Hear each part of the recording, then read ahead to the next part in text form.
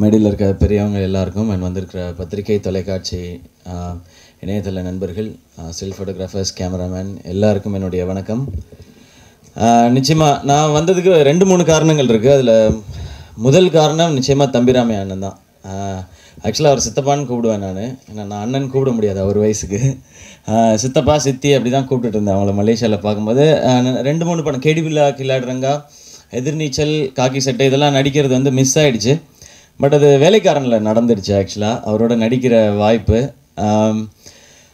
ஒரு விடாமுயற்சி அப்படின்றதுக்கு ஒரு பர்ஃபெக்ட் எக்ஸாம்பிள் வந்து தம்பிராமே அண்ணன் தான் டெஃபினட்டாக. ஏன்னா ஒரு மனிதன் வந்து 30 வயசு வரைக்கும், அது வரைக்கும் நம்ம வந்து வாழ்க்கையில் எப்படியாவது போராடி ஜெயிக்கணும், இல்லை 40 வரைக்கும் போராடி ஜெயிக்கணும்னு நினைக்கிறது வந்து இயற்கை தான்.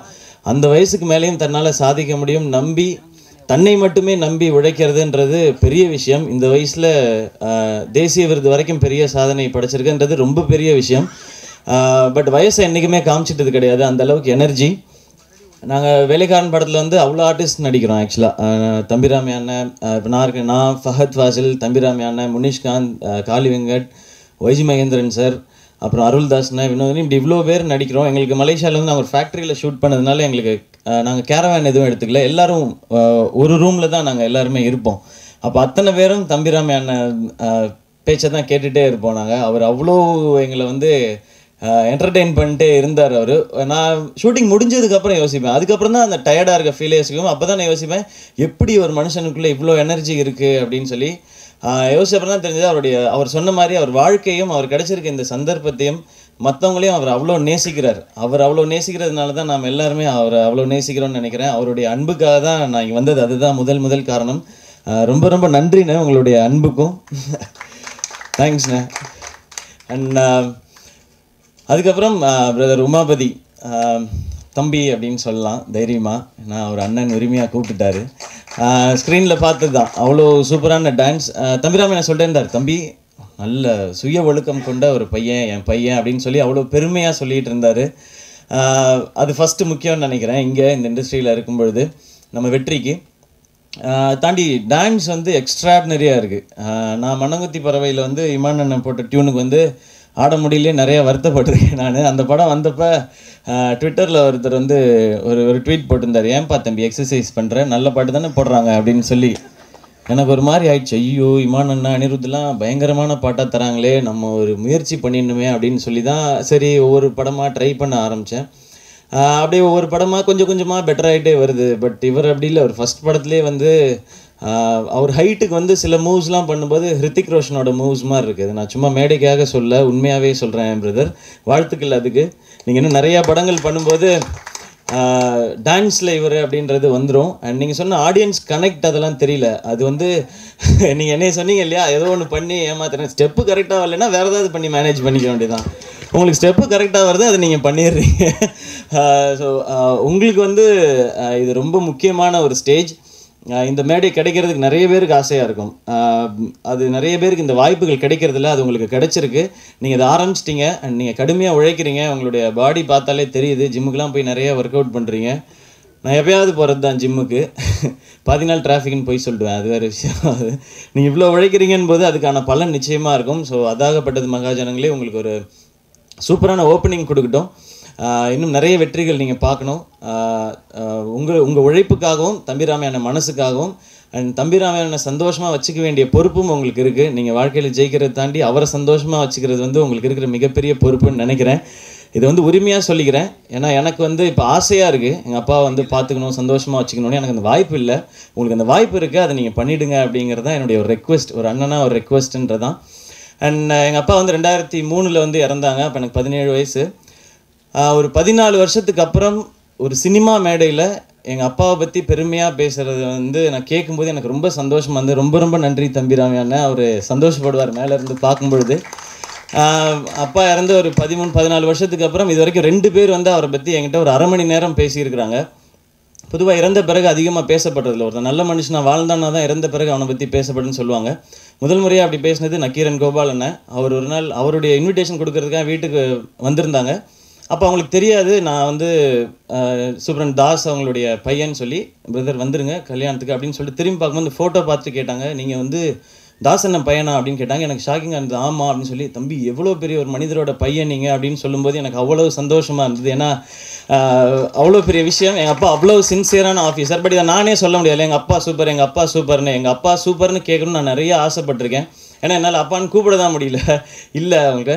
ஸோ கேட்கணும்னு ஆசைப்பட்டிருக்கேன். அது வந்து நக்கீரன் கோபாலனுக்கு நன்றி, இனிமேல் தம்பிராமன் உங்களுக்கும் ஷூட்டிங் ஸ்பாட்டில் அவ்வளவு சொல்லியிருக்காங்க எங்கள் அப்பாவை பற்றி.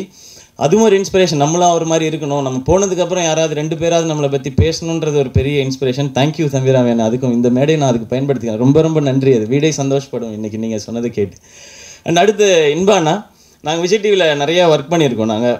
ஸோ இப்போ விஜய் டிவிஸ்லேருந்து நிறையா டைரக்டர்ஸ் வர ஆரம்பிச்சிருக்காங்க. சேனல்ஸ்லேருந்து இனிமே நிறைய இயக்குநர்கள் வந்து சேனல்லேருந்து வர ஆரம்பிப்பாங்க. அதுக்கான காலகட்டம் ஆரம்பிச்சிருச்சுன்னு நினைக்கிறேன். ஸோ இப்போ ரம்யா சொன்ன மாதிரி ரங்கூனோட டைரக்டர், அடுத்து இப்போ இன்பான. ஸோ இந்த படம் உங்களுக்கு சக்ஸஸ்ஃபுல்லாக இருக்கணும்னா நாங்கள் எல்லாருமே 24 ஹவர்ஸ்லாம் வேலை செஞ்சுருக்கோம். எல்லாருமே 24x7 வேலை செஞ்சுருக்கோம், வீட்டுக்கெலாம் போகாமல் எல்லாருமே.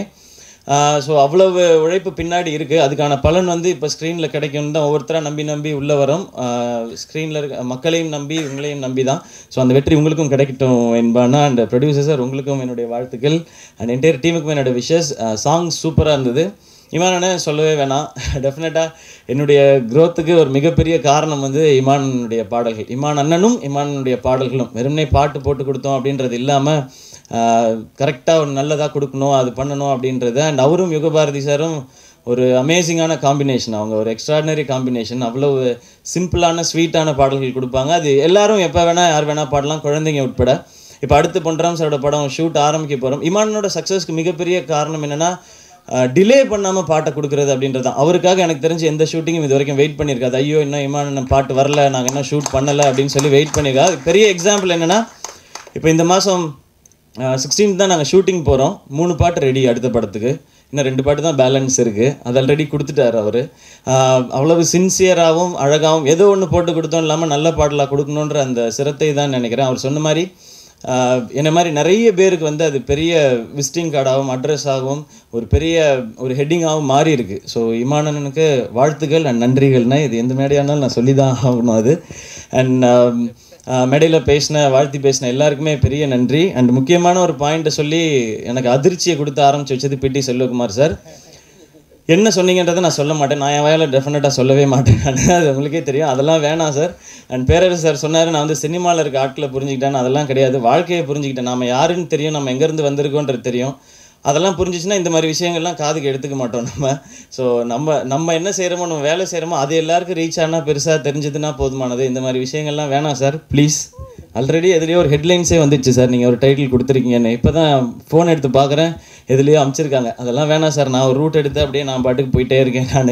எனக்கு அவ்வளோ போதும். என் படம் எல்லாருக்கும் பிடிச்சதுன்னா ரொம்ப சந்தோஷம். அதில் ஏதாவது விமர்சனங்கள் சொன்னாங்கன்னா திருத்திக்கிட்டு ஏதாவது ஒன்று பண்ண பார்ப்போம். டெஃபினட்டாக ஒரு டஃப்பான இண்டஸ்ட்ரி தான் சினிமா இண்டஸ்ட்ரி. வெளியில் எல்லாருமே சொல்லுவாங்க இல்லையா, சினிமா வந்து பயங்கரமான ஒரு இண்டஸ்ட்ரி, ஜாக்கிரதையாக இருப்பான்னு. ஆரம்பத்தில் முதல் 2 வருஷத்தில் தெரில, என்ன எல்லாரும் ஜாலியாக தானே இருக்காங்க, இப்போ என்ன அப்படின்றது லாஸ்ட் 2 இயர்ஸாக தெரிஞ்சிருச்சு இது எவ்வளோ டஃப் அப்படின்னு சொல்லி. பட் அதை தப்பு சொல்ல முடியாது, காம்படிட்டிவ் இண்டஸ்ட்ரினா அப்படி தான் இருக்கும். அதில் ஏறி வரணும் அப்படிங்கிறது தான் எல்லாருக்குமே இருக்குது. இல்லைனா இவ்வளோ பெரிய இடம் வந்து நம்ம நோக்கி பயணிக்கும் பொழுது அதெல்லாம் யோசிச்சோன்னா நம்ம போக முடியாதுன்னு நினைக்கிறேன். அந்த ப்ரெஷர் வந்து கூடிய சீக்கிரம் உங்களுக்கும் வரும் உமாபதி பிரதர். அது வரணும், அது வந்தால் தான் சக்ஸஸ் ஸ்டார்ட் ஆகிருக்குன்னு அர்த்தம். அது நிச்சயமாக உங்களுக்கு வரும். அதையும் நீங்கள் கடந்து வருவீங்க. ஏன் அப்படின்னா உங்களுக்கு அப்பா மட்டும் இல்லாமல் குருவாகவே ஒருத்தர் வீட்டில் இருக்கார். அவர் நிறைய விஷயங்கள் உங்களுக்கு சொல்லி தருவார். நிறைய வழிகளை பார்த்தவர், நிறைய வேதனைகளை பார்த்தவர். அவரால் நிறைய விஷயங்கள் உங்களுக்கு சொல்லித்தர முடியும். அதை நீங்கள் ஜஸ்ட் ஃபாலோ பண்ணிங்கன்னா போதும், உங்களுடைய லைஃப் அழகாக இருக்கும். அண்ட் எடிட்டர், கேமராமேன் சார் எல்லாருக்குமே என்னுடைய விஷஸ். பிகே வர்மா சார், உங்களுடைய விஷுவல்ஸ் சூப்பராக இருந்தது. அண்ட் எஸ்வி சேகர் சார், அவருக்கு நான் ஸ்பெஷல் தேங்க்ஸ் சொல்லிடுறேன். என்னை முதல்ல இந்த மீடியாவில் அங்கீகாரம் செஞ்சது வந்து எஸ்வி சேகர் சார் தான். நான் கலக்கப்போவது யார் பண்ணும்போது ஜட்ஜாக இருந்தாங்க. அவங்க தான் என்னை வந்து டைட்டில் அனௌன்ஸ் பண்ணி நீ வந்து வின்னர் அப்படின்னு சொல்லி ஸ்டார்ட் பண்ணி வச்சது அவங்க தான். இல்லை, அவங்களுக்கு என்னுடைய நன்றி ஆக்சுவலாக இந்த மேடையில் சொல்லிக்கிறேன் நான். அண்ட் மேடையில் என்னை பற்றி பெருமையாக பேசினேன் எல்லாருக்கும் பெரிய பெரிய பெரிய நன்றி. அண்ட் சப்போர்ட் பண்ணிகிட்ருக்க எல்லாருக்கும் நன்றி. இந்த அதாகப்பட்டது மகாஜனங்களுக்கு நீங்கள் எல்லோரும் உங்களுடைய சப்போர்ட்டை கொடுங்க. இந்த டீம் ஒரு யங் டீம், அது கண்டிப்பாக ஜெயிக்கணும். எதுவும் தப்பாக பேசலைங்க.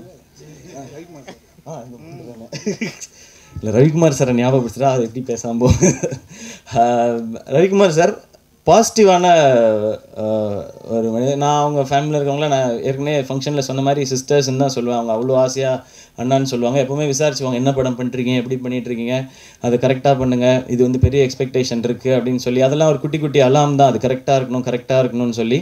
அண்ட் நிச்சயமாக நான் சார்கிட்ட கேட்பேன், முத்துலாம் எத்தனை நாள் சார் பண்ணீங்கன்னா, 40 நாளில் பண்ணேன், 45 நாளில் தான் பண்ணேன். சார் அவ்வளோ பெரிய படத்தை எப்படி சார் 45 நாளில் பண்ணிங்கன்னா, அவ்வளோ பண்ணால் போதும், கரெக்டாக பண்ணால் அவ்வளோ பண்ணால் போதும் அப்படின்னு சொல்லிட்டு இருப்பாங்க. அந்த அனுபவம்லாம் கேட்குறதுக்கே சந்தோஷமாக இருந்தது.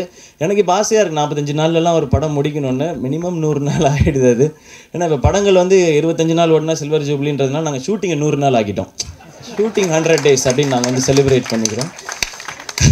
பட் உங்ககிட்ட பெரிய லேர்னிங் அது இருக்குது சார். டெஃபினட்டாக இனி வர காலகட்டங்களில் எல்லாருமே பட்ஜெட் கண்ட்ரோல் பண்ணணும்னா அதுக்கு தனியாக உங்ககிட்ட கிளாஸ் எடுக்கணும்னு நினைக்கிறேன் சார். நீங்கள் அந்த கிளாஸையும் எடுக்கணும் சார், நிறைய பேருக்கு அது டெஃபினட்டாக தேவைப்படுது சார். இன்றைக்கி இருக்க காலகட்டத்தில் பட்ஜெட் எல்லாருக்குமே அது கண்ட்ரோலில் எடுக்கணும் அப்படின்றது தான் எல்லாருமே ஆசைப்படுறது தான். பட் பெருசாக பண்ணணுன்ற ஐடியா வரும்பொழுது அதை பண்ண வேண்டியிருக்கு. And K. ரவிக்குமார் சாராக இருக்கட்டும், பிரபுசாலமன் சாராக இருக்கட்டும், எனக்கு ஒவ்வொரு முறையும் அவங்களெல்லாம் பார்க்கும்பொழுது வந்து நான் மைனா ஆடியோ லான்ச் வந்து கடைசியில் ஒரு ரோலில் நின்று நான் பார்த்துட்டு இருந்தேன். எனக்கு வந்து சேனல்லேருந்து பாஸ் கொடுத்தாங்க, ஒரு 2 இதுக்கு நீ போயிட்டு வா அப்படின்னு சொல்லி நான் பார்த்துட்டு இருந்தேன். இன்றைக்கி அவங்களோட மேடையில் இருக்கேன்ற சந்தோஷம் எனக்கு இப்படி நிறைய சந்தோஷங்கள் இருக்குது. யாரெல்லாம் நான் ஸ்க்ரீனில் பார்த்து சந்தோஷப்பட்டனோ அவங்களெல்லாம் ஸ்க்ரீன் ஸ்பேஸ் ஷேர் பண்ணுறதோ இல்லை மேடையை ஷேர் பண்ணுறதுக்கான வாய்ப்புகள் எனக்கு கிடச்சிக்கிட்டே இருக்குது. அந்த ஒவ்வொரு நாளையும் சந்தோஷமான நாளாக தான் கடந்துக்கிட்டே இருக்கேன். அண்ட் ஜாகவர் தங்கம் சார் உங்களுக்கும் சரி, மனோபாலா சாரும் சரி, சுரஜ் சார் உங்களுக்கு, பெரர் சார் உங்களுக்கு, அண்ட் செந்திலண்ணா ரிவன் சார் உங்களுக்கு, உங்களுடைய நல்ல வார்த்தைகளுக்கு நன்றி. பாராட்டு கேட்குறதுன்றது எல்லாருக்கும் சந்தோஷமான விஷயம்தான். பட் எனக்கு அந்த சந்தோஷப்படுற ஒவ்வொரு செகண்டுமே வந்து அதெல்லாம் ப்ரெஷராக மாறுது. தக்க வச்சுக்கணும், இன்னும் 10ஆவதுரா ஓடுறான்றது. பட் அந்த ப்ரெஷரை உணர்த்துறதுக்கு ரொம்ப ரொம்ப நன்றி. And thank you once again. Entire டீமுக்கும் திரும்பவும் விஷஸ். அதாகப்பட்டது மகாஜனங்களே, இந்த படம் ஒரு பெரிய வெற்றி அடைகிறது. எப்படி சொன்னாலும் டைட்டில் மாதிரியும் இருக்குது, பேசுகிற மாதிரியும் இருக்குது. Thank you love you all. And once again thank you Ramya, உங்களுடைய வார்த்தைகளுக்கெல்லாம் நன்றி. சொல்லலைன்னா கோச்சிக்குவீங்க.